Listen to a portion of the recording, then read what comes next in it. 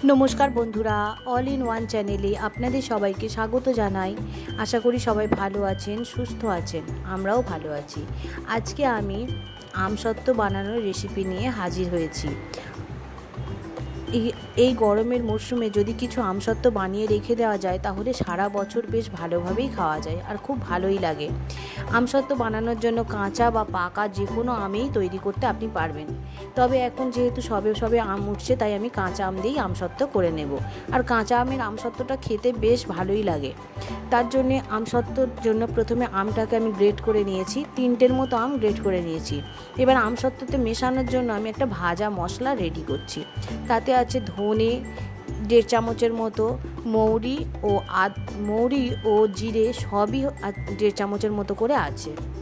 এবার গ্রেট করা আমটা একটা ফ্রাই প্যানের মধ্যে দিয়ে দিলাম, তাতে জল দিয়ে দিয়েছি খুব সামান্য, 1/2 কাপের মতো জল দিয়ে দিলেই হবে।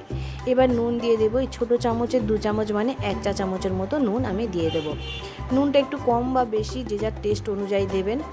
এবার দিয়ে একটু নাড়াচাড়া করে যখন সিদ্ধ হয়ে যাবে, সিদ্ধ হয়ে গেলে একটা ছাঁকনার মধ্যে ভালো করে আমি ছেঁকে নেব। দেখুন আমটাকে আমি ছেঁকে নিয়েছি, যদিও তেমন কিছু ছিবড়ে বের হবে না, তবুও ছেঁকে নিলে ভালো লাগে। ছেঁকে নিয়ে একেবারে আমি খুব সুন্দর পাল্প বের করে নিয়েছি। এবার একটা ফ্রাই প্যান বসিয়েছি, ফ্রাই প্যানের মধ্যে পাল্পটা দিয়ে দিয়েছি ও চিনি দিয়ে দিয়েছি প্রায় 100 গ্রামের মতো। চিনিটাও আপনারা আপনাদের টেস্ট অনুযায়ী দেবেন। আমি খুব একটা টক পছন্দ করি না, তাই 100 গ্রামের মতোই চিনি দিয়েছি। এবার যে ভাজা মশলাটা করে রেখেছিলাম ওই ভাজা মশলা দিয়ে দিয়েছি 1/2 চা চামচের মতো। আর চিলি ফ্লেক্স দিয়েছি আমি খুব সামান্য পরিমাণ। আপনারা যদি আরও একটু ঝাল পছন্দ করেন তাহলে আর একটু দিতে পারেন। দিয়ে খুব ভালোভাবে নাড়াচাড়া করে নেড়ে নিতে হবে। খুব নাড়াচাড়া করে নামিয়ে নেবেন। এবার নাড়া হয়ে গেছে। এবার আমি 2টো থালার মধ্যে আগে থেকে তেল মাখিয়ে রেখেছিলাম, কারণ তেল না দিলে শুকনো হয়ে যাওয়ার পর এটা উঠবে না। এবার দিয়ে থালার মধ্যে এই পাল্পটা আমি ঢেলে দিচ্ছি। দিয়ে একটু নাড়িয়ে চারিদিকে সমানভাবে সেট করে নিতে হবে। সমানভাবে সেট যখন হয়ে যাবে তখন এটাকে আমি রোদ্দুরের মধ্যে দেব। রোদে দিয়ে যা টানা রোদ হয়েছিল সেই রোদের মধ্যে 2 দিনে শুকনো হয়ে যাবে, 2 দিন কি 1 দিনেই শুকনো হয়ে যাবে। দেখুন আমি দিয়ে শুকনো করে নিয়েছি, আমসত্ত্বগুলো খুব ভালো সুন্দরভাবে শুকনো হয়ে গেছে।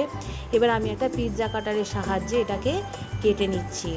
কেটে আপনারা আপনাদের মনের মতো করে শেপ দিয়ে নেবেন, ছোট ছোট টুকরো করতে পারেন, আবার এটা রোলও করতে পারেন। আমি তবে আমসত্ত্বগুলোকে প্রত্যেকটা রোল করে করে নিয়েছি। একদম দেখুন প্রত্যেকটা আমসত্ত্বকে আমি রোল বানিয়ে নিয়েছি।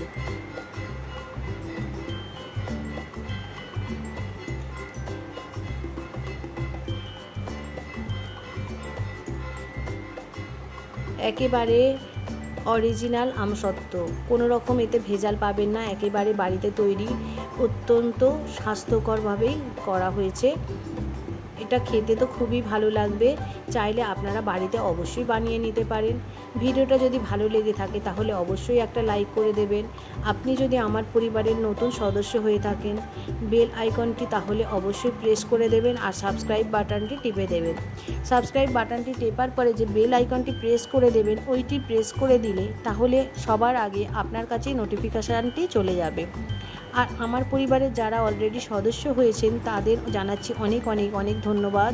সবাই ভালো থাকবেন, সুস্থ থাকবেন।